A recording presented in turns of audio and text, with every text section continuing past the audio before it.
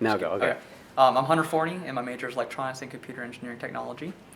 Right now, what I have, we're working in a class called control theory, and it specifies basically feedback. So we want to be able to monitor the output and change it from the input. So what I have here is a heart rate monitor, and what I'm basically doing is you're taking your heart rate, it measures the change in color of your finger. It's just the same thing that you use at a hospital. This circuit amplifies the signal and reduces any noise. And then we have those signals going into the Arduino. The Arduino has an A to D converter, so it converts that analog voltage into a digital ones and zeros.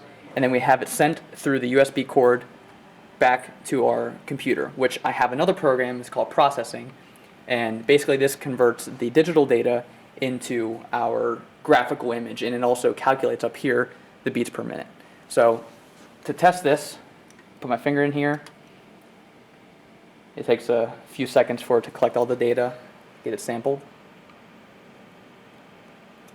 Your heart rate's probably not 177. Nope, it's not. It takes a little bit. Yeah. Yeah, it takes a little while to get. Right, and sometimes it's this thing's a little finicky sometimes too.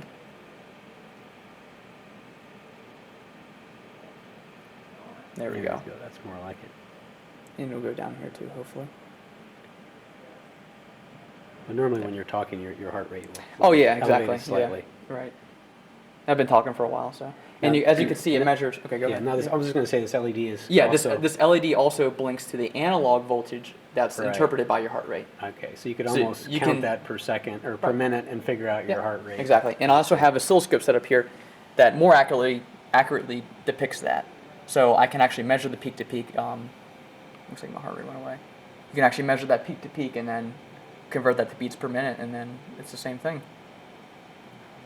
I just wanted to show that you can use an oscilloscope to measure it, but you can also Right. create code that will also do it for Right. you. Have you tried to put the measure? Yeah. Mm-hmm. And then do the frequency? Yeah, you can do frequency. You Where's gotta the- do time? time, and then you gotta do frequency. And would that show your basic heart rate there? Yeah, this needs to be actually amplified a little bit. A little bit more. I can shift Right that. now it's, I can shift that down. will it pick up the, I was just curious to see if it Yeah, would actually it- pick it up. It does. Here, let me put on my other finger because sometimes this is not the best heart rate sensor in the world, so I don't. Yeah, I call it. Okay.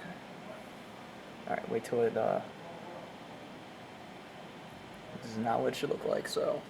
Okay, so it's, now the LED looks like it is, well, no, it's not. It's Yeah. not picking up a regular beat, which, There it goes. okay, there we go. Now it's kind of picking it up.